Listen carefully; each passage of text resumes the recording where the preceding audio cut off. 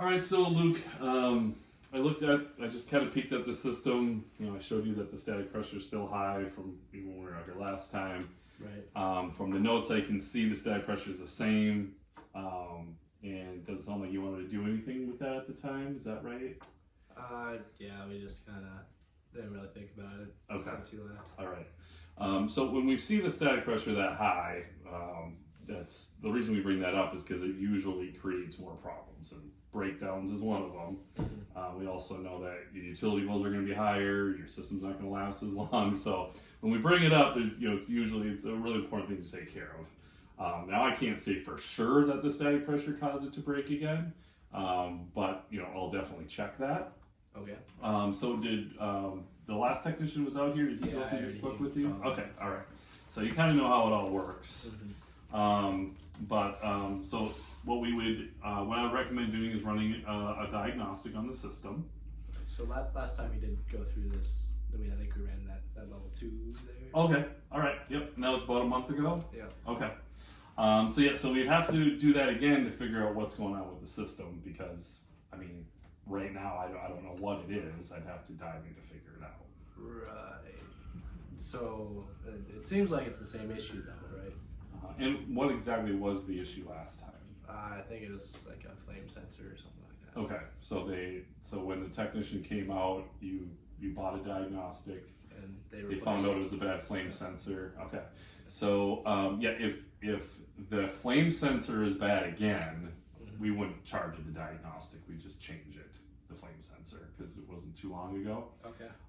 But more than likely, it's probably not the flame sensor. Like, very seldom does a brand new flame sensor go bad. Is it possible? Yes, but it's very rare. Okay. Now, there are many other reasons why it cannot work outside of the flame sensor. And you could even get the same code that it's a flame sensor and it not be the flame sensor. For instance, an example of that is if the wiring going to your furnace isn't grounded properly, anywhere in your house, that can cause the flame sensor to not work. Well, the wiring in your house, we didn't wire the house, it could be anywhere, in the house. So Right.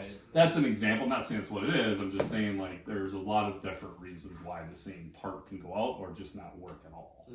So we'd have to run the diagnostic and figure out what is causing it, and if it's just flat out flame sensor, I'll call my manager. I'd be very surprised if they wouldn't just replace the flame sensor if it's the exact same part.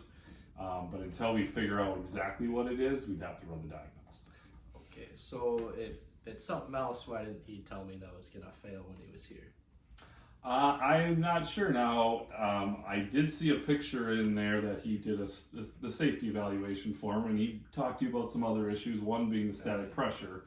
So we do know there's more going on with it because we know the static pressure is high. So we know your system has issues. He told you your system has issues too. So I'll tell you, without figuring out the static pressure, you're probably just going to keep having problems over and over and over again. So, but why don't we do it? Let's run the diagnostic, let's figure out exactly what it is, and then we can take the next step. All right. Can I get confirmation from the manager first that if it is the same issue, we'll waive it? Yes, I can give them a call and ask. All right, Sure. Perfect. Okay. It's fine. Just pretend like it happened. Okay. We weren't prepared for that in this video. Yep, okay, I talked to my manager. Yep, they said that if it's just the flame sensor, then we'll cover that. All right, perfect. Let's do it. Okay, sounds great. Go ahead and sign my iPad, sign the iPad. Okay. Just keep that going. So here's the deal. We know that he has static pressure from the last time we were out here. When we run a diagnostic, we're going to know that it still is probably going to have high static pressure. And then we're going to put in the notes that there is no warranty no matter what happens after this. We're not going to fix anything more for free. And what really needs to happen is they need to buy a DRR and we need to get a field supervisor out here. So that's how we would turn this again into a DRR. We would do basically the same process, and we would turn it into a DRR. And if he doesn't want to do that, we would put really good notes in that we talked to them about it. We're not going to come out here and fix anything more for free until they figure out the static pressure problem.